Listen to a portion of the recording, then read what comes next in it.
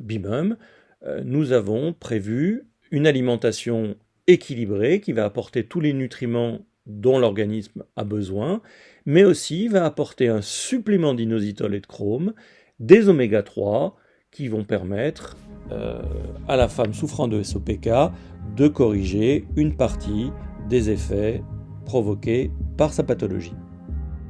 Bonjour à toutes et peut-être à tous et bienvenue dans À l'écoute de votre fertilité, le podcast dédié à vous, future maman, qui vous accompagne dans la réussite de votre projet grossesse. Tout au long de cette série de podcasts sur la fertilité, nous allons découvrir des interviews exclusives, mais surtout en apprendre plus sur le fonctionnement de notre corps. Bonjour et bienvenue dans ce nouvel épisode du podcast Bimum.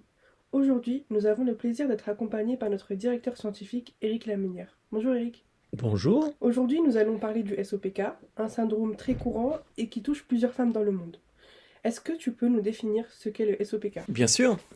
Ce SOPK, c'est avant tout une abréviation que les médecins utilisent pour nommer le syndrome des ovaires polykystiques. Ce qui caractérise le SOPK, pour les patientes du moins, qui en sont atteintes, ce sont essentiellement des troubles de l'ovulation qui vont se manifester par des cycles irréguliers. Ces cycles peuvent être très longs, plus de 35 à 45 jours, très courts, moins de 3 semaines, voire même par une absence totale de règles qu'on va appeler une aménorrhée. Chez certaines patientes, le SOPK peut être associé à un excès de poids, mais pas systématiquement, ou bien trop de lipides ou trop de sucre dans le sang. D'un point de vue médical, le SOPK se définit comme un trouble hormonal et métabolique. Ses origines sont complexes, c'est-à-dire qu'il n'y a pas une cause unique, mais plusieurs causes qui contribuent à l'installation et au développement de cette maladie. En schématisant un peu, on pourrait dire que les facteurs comportementaux comme le style de vie, l'alimentation, l'activité physique, mais surtout le manque d'activité physique de la patiente, sont de plus en plus identifiés comme étant à l'origine même du SOPK. Les causes génétiques ou environnementales sont plus liées à la gravité, à l'évolution et à l'intensité de la maladie. Tu as mentionné que le SOPK était un trouble hormonal et métabolique. Qu'est-ce que cela veut dire en pratique pour les patients ? Alors, hormonal, car effectivement un mauvais fonctionnement des hormones, plus précisément de la régulation de l'équilibre des hormones sexuelles, avec en particulier un excès d'hormones masculines comme la testostérone, ce que l'on appelle une hyperandrogénie. Cet excès d'hormones masculines va être responsable notamment d'un hirsutisme, c'est-à-dire la présence d'une pilosité importante, mais aussi d'acné et même parfois d'une chute massive de cheveux que l'on appelle l'alopécie. C'est aussi un trouble métabolique, parce qu'il y a un dysfonctionnement du métabolisme. On constate surtout une difficulté de l'organisme à gérer correctement les sucres et les lipides que nous mangeons, mais aussi des difficultés à fabriquer certaines hormones sexuelles féminines comme les œstrogènes. Ces hormones sont produites par le corps à partir du cholestérol que nous trouvons notamment dans notre alimentation. D'accord, et du coup, qui peut être touché par ce syndrome ? Toutes les femmes peuvent être touchées par ce syndrome, du moins en âge de procréer. Il faut retenir que c'est une pathologie qui est très fréquente. On considère que 10% des femmes en âge de procréer peuvent être atteintes de ce syndrome. C'est même la maladie hormonale la plus fréquente chez les femmes en âge de procréer et surtout la première cause d'infertilité féminine. En schématisant, à l'adolescence, ce SOPK va se caractériser principalement par des cycles irréguliers et une hyperandrogénie avec ses désagréments comme l'hirsutisme ou l'acné. À la trentaine, va venir s'ajouter l'infertilité, qui peut être un problème majeur pour certaines femmes. Mais à 45-50 ans, ces femmes vont aussi commencer à souffrir d'intolérance au sucre, et à partir de 55 ans, elles vont présenter parfois un diabète de type 2, avec des risques cardiovasculaires élevés, pouvant aller jusqu'à réduire l'espérance de vie de ces patientes. C'est pour cela qu'il est important de détecter très tôt cette maladie et de la prendre en charge rapidement pour limiter ses effets dans la durée qui vont au-delà de la seule infertilité. Les experts médicaux, aujourd'hui, considèrent qu'une prise en charge médicale dès l'adolescence s'impose. Et est-ce que le SOPK peut être cause d'une infertilité ? Absolument. Mais toutes les femmes souffrant de SOPK ne sont pas infertiles, loin de là. Si l'on consulte les statistiques de santé, on s'aperçoit néanmoins du lien étroit entre SOPK et infertilité. Comme je viens de le dire, en France, elle reste la première cause d'infertilité chez la femme.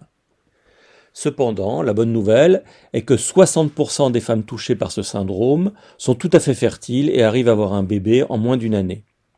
Ce que les données de santé nous apprennent en revanche, c'est que le temps pour obtenir cette grossesse est un peu plus long et que tomber enceinte nécessite chez ces femmes plus souvent une prise en charge médicale. dire s'il y a un facteur aggravant l'infertilité chez ces femmes?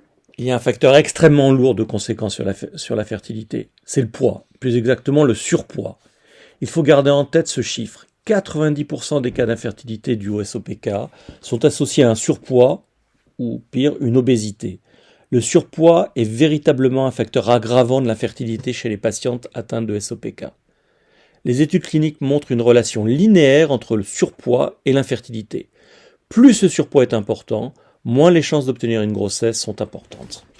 Revenons au nom de cette maladie. Pourquoi ce nom compliqué de polykystique puisque c'est une maladie métabolique et hormonale? Alors le nom de syndrome des ovaires polykystiques vient des observations qui ont été faites il y a bien longtemps, dans les années 30, par les premiers médecins qui ont caractérisé cette maladie. Ils avaient constaté que les ovaires de ces patientes présentaient une accumulation de petits kystes, d'où le nom de syndrome des ovaires polykystiques, c'est-à-dire la maladie qui se caractérise par un ovaire présentant une multitude de petits kystes, autrement dit un ovaire polykystique. Nous savons aujourd'hui que ces kystes sont en réalité des follicules ovariens qui n'ont pas terminé leur développement, mais le nom est resté. Et du coup, comment on peut savoir si on est atteint du SOPK? La présence de symptômes tels qu'une variabilité des cycles menstruels, une pilosité excessive ou un acné à l'âge adulte, un surpoids et plus encore une obésité sont considérés comme autant d'indicateurs qui peuvent et doivent donner l'alerte. Cela ne reste cependant pas suffisant pour conclure et poser soi-même un diagnostic sans prendre un avis médical. Aujourd'hui, le diagnostic médical du SOPK repose sur ce que l'on appelle les critères de Rotterdam. Ils ont été définis à l'origine en 2003 à l'occasion d'un congrès qui se tenait précisément à Rotterdam. Ils permettent de confirmer ou infirmer un diagnostic si le médecin décèle au moins 2 critères suivants. Une ovulation irrégulière ou absente, des cycles inférieurs à 21 jours ou supérieurs à 35 jours sont considérés comme anovulatoires, c'est-à-dire ne conduisant pas à une ovulation normale. Un aspect échographique d'ovaire polykystique, comme nous venons de l'expliquer, avec cette présence de petits kystes, une hyperandrogénie clinique, c'est-à-dire que le médecin constate l'un des symptômes suivants liés à un excès d'hormones masculines, comme ce que nous venons de dire, un hirsutisme, un acné ou même une alopécie. Souvent, ces symptômes de l'hyperandrogénie sont confirmés par la mesure dans le sang de taux anormalement élevés d'androgènes, c'est-à-dire d'hormones plutôt masculines. Le SOPK n'est pas une maladie très connue des patientes et il est rare de se demander si on est atteinte du SOPK. C'est le plus souvent à cause d'une difficulté à tomber enceinte ou lors du diagnostic d'une autre comorbidité que le médecin va orienter progressivement son diagnostic vers cette pathologie. Mais du coup, quelles sont les causes du SOPK? Alors les causes du SOPK, elles sont très très nombreuses, comme on vient de le dire, et pas toujours encore bien comprises. Ce que l'on sait, c'est qu'à l'origine, il y a un mauvais fonctionnement d'une toute petite glande adossée au cerveau. Cette glande qu'on appelle l'hypophyse, elle fabrique notamment 2 hormones essentielles à la maturation des ovocytes et à l'ovulation. Mais alors, qu'est-ce qui se passe en pratique? Comment une glande située à la base du cerveau contrôle la fertilité de la femme? Alors l'hypophyse produit 2 hormones qui, au travers de la circulation sanguine, vont donner des instructions aux ovaires de la femme. Ces 2 hormones essentielles au bon fonctionnement du cycle sont FSH et LH. FSH, ça veut dire hormone follicostimulante. Et comme le nom l'indique, cette hormone stimule la maturation des follicules ovocytaires pour leur permettre de devenir petit à petit des follicules matures prêts pour l'ovulation. LH signifie en français hormone lutéinisante. C'est l'hormone qui déclenche l'ovulation, c'est-à-dire la libération de l'ovocyte mature dans les trompes de Fallope. Si ces 2 hormones ne fonctionnent pas correctement, à la fois les follicules ovocytaires n'évolueront pas normalement vers un follicule mature, et par manque de LH, l'ovulation n'a pas lieu. C'est ce qui se produit le plus souvent chez les femmes souffrant de SOPK. N'étant pas expulsés lors de l'ovulation, ces follicules immatures s'accumulent dans les ovaires et finissent par former les kystes que l'on voit très bien aujourd'hui en échographie des ovaires, ce qui a donné d'ailleurs le nom à ce syndrome. Tu as parlé de follicules ovocytaires et d'ovocytes matures. Quelles sont les différences entre follicules ovocytaires, ovocytes et ovules? Alors, effectivement, il faut savoir que le gamète féminin, qu'on va aussi appeler l'ovocyte, ou aussi ovule, c'est la cellule qui va fusionner avec le gamète masculin, qui va fusionner avec le spermatozoïde lors de la fécondation. Eh bien, cet ovocyte, chez la femme, dans l'ovaire, est entouré d'un amas de cellules qui le protègent. C'est ce que les médecins appellent le follicule ovocytaire, follicule ovarien. On va même aussi trouver le terme de follicule de De Graaf, qui doit être le médecin qui l'a décrit au début. Donc un follicule, c'est un ensemble de cellules qui contient et protège le gamète féminin, l'ovocyte. C'est sa rupture, donc la rupture de ce follicule ovarien, qui va permettre l'expulsion de l'ovocyte en dehors de l'ovaire, dans les trompes de Fallope, lors de l'ovulation. Et quels sont les symptômes, du coup, qui permettent de savoir que l'on est atteint du SOPK? Alors comme on vient de le dire en introduction, le principal symptôme pour une femme du SOPK, c'est clairement le désordre de l'ovulation et de la menstruation. Les femmes atteintes de SOPK peuvent avoir des règles menstruelles irrégulières ou même pas d'ovulation ni de règles. Tu nous as dit que le SOPK se traduisait par des troubles de la menstruation, mais y a-t-il d'autres symptômes? Oui, tout à fait. Il y a d'autres symptômes que l'on ne trouve pas chez toutes les femmes et qui reviennent régulièrement et qui sont les conséquences directes de ce que l'on vient de voir sur un mauvais fonctionnement des follicules ovocytaires qui s'accumulent dans l'ovaire. Alors, d'un point de vue hormonal, l'hormone luteinisante, produite par l'hypophyse, je vous le rappelle, a pour rôle de déclencher l'ovulation. Mais elle a aussi pour rôle de stimuler la production d'hormones masculines comme la testostérone par les follicules ovariennes. Chez la femme, souvent des SOPK, comme les follicules immatures sont nombreux, ils produisent une grande quantité d'hormones masculines. Il en résulte ce que l'on appelle une hyperandrogénie centrale, c'est-à-dire une accumulation dans le sang d'hormones mâles, et on dit centrale car elle est provoquée par un mécanisme au niveau du système nerveux central, le cerveau avec, je vous rappelle, l'hypothalamus et cette petite glande, l'hypophyse. Tu viens de dire que les follicules ovariens des femmes fabriquaient des hormones masculines? Absolument. Même si cela peut sembler surprenant, les ovaires d'une femme en bonne santé produisent régulièrement de la testostérone. Cette testostérone est immédiatement transformée par le fameux métabolisme en œstrogènes, qui sont les hormones féminines indispensables à l'ovulation et à la fécondation. Par contre, chez les femmes souffrant d'SOPK, cette production d'hormones mâles est bien trop importante et souvent la transformation de testostérone en œstrogène ne fonctionne pas correctement, conduisant à cette hyperandrogénie et cette grande concentration d'hormones mâles dans le sang. Et du coup, quelles sont les conséquences de cette hyperandrogénie? Cette accumulation dans le sang d'hormones mâles, comme la testostérone, est à l'origine de beaucoup de symptômes caractéristiques du SOPK, comme l'hirsutisme, qui correspond à cette hyperpilosité, c'est-à-dire la présence de poils comme chez les hommes. Cette hyperpilosité s'observe tout de même chez 70% des femmes atteintes de SOPK, mais aussi de l'acné et même une chute de cheveux, on entend parler, cette fameuse alopécie. Mais surtout, ce qu'il faut retenir, c'est que l'hyperandrogénie a surtout des conséquences lourdes sur la santé, car elle peut entraîner une augmentation importante de la masse graisseuse. Cette accumulation de graisse se fait sous l'effet des androgènes, qui, comme pour les hommes, préfèrent seulement dans la région abdominale. Cela correspond plus à une obésité de type masculine que féminine. Les femmes accumulent naturellement la graisse plutôt à l'arrière des cuisses et des fessiers, ce qu'on appelle, vous le savez, la fameuse culotte de cheval. Cette augmentation de la graisse abdominale, au-delà des aspects esthétiques, peut entraîner une inflammation chronique et surtout une réduction de la sensibilité à l'insuline, ce qui va finalement conduire à une insulinorésistance et éventuellement un diabète de type 2 que l'on rencontre communément chez les femmes atteintes de SOPK. D'accord, alors je comprends que le désordre hormonal entraîne une accumulation d'hormones mâles chez les patientes atteintes de SOPK, mais finalement, quel est le lien avec l'insuline et le diabète de type 2 qui sont plus en lien avec l'utilisation du sucre par l'organisme? Alors effectivement, c'est un mécanisme qui n'est pas tout à fait évident. Alors l'insuline, vous le savez, cette hormone, elle est sécrétée par le pancréas, son rôle principal est de réguler le sucre dans le sang, notamment quand on vient de consommer du sucre. Lorsque le taux de sucre s'élève dans le sang, le pancréas fabrique de l'insuline qui donne le signal aux muscles d'absorber le sucre présent dans le sang, ce qui permet justement de réguler le taux de glucose dans le sang. A priori, donc effectivement, pas de lien avec les androgènes, ces hormones mâles que l'on retrouve en excès dans la circulation des femmes souffrant de SOPK. Mais ce que l'on constate, c'est que l'inflammation liée à l'accumulation de graisse abdominale finit par rendre les muscles insensibles au signal de l'insuline, c'est-à-dire qu'ils ne répondent plus au signal envoyé et n'absorbent plus le glucose du sang.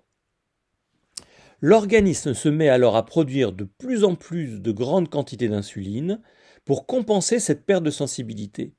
Mais l'insuline, qui je vous rappelle est une hormone et a donc de nombreuses fonctions, notamment de réguler le taux de glucose, mais aussi elle agit sur l'hypophyse. Vous vous rappelez cette petite glande au niveau du cerveau, pour lui dire de produire la LH. Tu te souviens les fonctions de LH? C'est déclencher l'ovulation, mais aussi, comme nous venons de le voir, c'est aussi de stimuler la production d'hormones mâles par les follicules ovariens. C'est un véritable cercle vicieux, car le désordre de l'hypophyse augmente la production par les ovaires d'hormones mâles qui induisent une accumulation de graisse abdominale et, au travers l'inflammation créée, augmente la quantité circulante d'insuline qui va stimuler la production de LH par l'hypophyse et donc d'hormones mâles par l'ovaire. Et avec les conséquences que nous connaissons sur la fertilité, et avec le temps, cela va laisser un diabète de type 2 s'installer progressivement. Mais dis-nous, Eric, comment du coup on peut sortir de ce cercle vicieux? Alors on a bien compris, c'est l'accumulation de graisse qui est vraiment au centre de ce mécanisme. Alors évidemment, le moyen le plus efficace de l'enrayer, c'est de diminuer durablement cette graisse abdominale. Cela aura pour conséquence de diminuer l'inflammation, la résistance à l'insuline et indirectement de faire baisser la production d'androgènes sous le contrôle de LH. Avec une diminution des taux d'androgènes, une régulation des oestrogènes, la maturation des ovocytes sera améliorée, permettant une ovulation et même une grossesse. Nous y reviendrons, mais effectivement la perte de graisse abdominale est au cœur de l'amélioration des symptômes du SOPK. Aujourd'hui, la première mesure que proposent les gynécologues aux femmes atteintes de SOPK, c'est bien une intervention sur leur style de vie, et notamment au travers d'une amélioration de leur nutrition. Plusieurs études cliniques montrent qu'une perte de poids et de graisse abdominale, même minime, 5 à 7%, cela permet d'améliorer les taux de grossesse chez les femmes atteintes de SOPK. Mais du coup, c'est facile de dire qu'il faut perdre cette graisse abdominale, mais dis-nous concrètement comment on fait. Alors, il n'y a pas 100 000 manières. La perte de la graisse abdominale passe indéniablement par une perte de poids, mais pas avec n'importe quel régime. Il faut bien entendu augmenter son activité physique, diminuer son apport calorique, mais pas trop, pour ne pas perdre de masse musculaire. L'idéal est de se faire accompagner par un professionnel de santé qui va vous expliquer quel régime suivre pour perdre cette graisse et limiter ce que l'on appelle la fonte musculaire. Y a-t-il d'autres traitements médicaux du SOPK? Alors, il n'y a pas vraiment de traitement du SOPK. Ce qu'il y a, c'est qu'il y a des traitements dits symptomatiques, c'est-à-dire qu'ils vont améliorer les symptômes et minimiser les causes et les effets de l'hyperandrogénisme et surtout de la résistance à l'insuline que nous venons de décrire. Améliorer les symptômes peut avoir un intérêt pour améliorer la qualité de vie actuelle de la patiente, mais aussi c'est extrêmement important, c'est crucial pour réduire les conséquences sur le moyen et le long terme de ces symptômes sur sa santé. Car comme on vient de le voir, le SOPK va avoir des conséquences sur la santé de la femme tout au long de sa vie. Mais évidemment, je ne vais pas développer ici tous les traitements qui relèvent du médecin et qui incluent évidemment les molécules qui par certains mécanismes vont stimuler la maturation ovocytaire, les inducteurs d'ovulation qui vont aider à réguler la production d'hormones. Il y a aussi l'usage de contraceptifs oraux qui vont particulièrement être efficaces pour réduire les symptômes androgéniques comme l'hirsutisme. Mais évidemment, ce genre de symptômes ne sont pas utilisables lorsque la femme veut tomber enceinte. Il y a bien évidemment aussi tous les médicaments pour aider à perdre du poids et enfin les molécules qui vont agir sur la sensibilité à l'insuline qui sont aussi largement utilisées dans la prise en charge du diabète de type 2. Dans ces molécules qui améliorent la sensibilité à l'insuline, il y a une molécule naturelle largement utilisée par les médecins, c'est l'inositol. Donc l'inositol, c'est une molécule naturelle dont l'organisme en produit, mais souvent pas suffisamment pour justement réguler cette sensibilité. Donc un régime pour perdre du poids et une alimentation spécifique, c'est suffisant pour guérir du SOPK? Alors, je dirais que c'est nécessaire, mais c'est loin d'être suffisant. Nous venons de le voir, le SOPK est complexe et son traitement doit l'être aussi. Une prise en charge médicale s'impose et le médecin va choisir le traitement médical qui correspond le mieux à la forme de SOPK. Il va aussi certainement prescrire une modification de l'hygiène de vie visant non seulement à perdre du poids, mais aussi à adopter une alimentation équilibrée permettant d'apporter tous les macro- et micronutriments nécessaires à une bonne santé et indirectement une bonne fertilité. D'accord, et du coup, quelle est l'alimentation spécifique pour le SOPK? Alors, je ne pense pas qu'il y ait aujourd'hui un seul régime pour le SOPK, mais globalement, le principe général reste relativement simple. C'est diminuer, comme je viens de le dire, la ration calorique, perdre du poids, si c'est nécessaire. Ensuite, il y a plusieurs types de régimes qui ont donné des résultats intéressants dans diverses études cliniques. Alors, il y a un régime qui est bien adapté aux femmes souffrant de SOPK, c'est ce qu'on appelle le régime méditerranéen. Donc, alors, le régime méditerranéen, il est bien connu, on sait qu'il est bon aussi pour les aspects, pour protéger les risques cardiovasculaires. Alors, les caractéristiques de ce régime méditerranéen, c'est une abondance de fruits et légumes qui vont apporter justement cette grande variété de nutriments et de fibres, des protéines d'origine végétale, telles que les légumineuses et les noix, à privilégier aux protéines d'origine animale, De même, des graisses plutôt d'origine végétale, qui vont être composées d'acides gras insaturés, préférées aux graisses animales avec leurs graisses saturées dont on sait qu'elles sont mauvaises pour la santé. Évidemment, les poissons ou les viandes blanches, comme la volaille, plutôt que des viandes rouges.